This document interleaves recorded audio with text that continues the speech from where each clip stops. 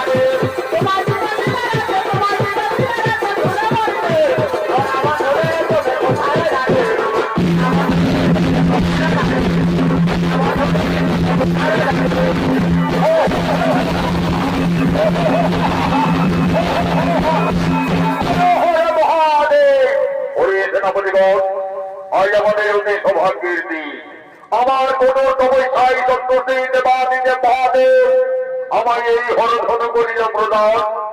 এই ধনের মান সঙ্গে থাকলে চিরতরে আমি অমর হয়ে থাকবো, কিন্তু আমাকে পরীক্ষা করতে হবে।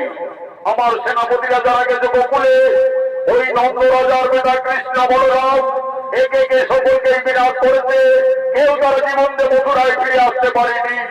আমি মথুরায় ধনুর্যজ্ঞ করব, সেই ধনুর্যজ্ঞে আমি কৃষ্ণ বলরামকে আহ্বান জানাবো। যাও, হংসাসুরের ধনুর্যজ্ঞের আমন্ত্রণের বার্তা দিকে দিকে নগরে নগরে বসিয়ে দাও।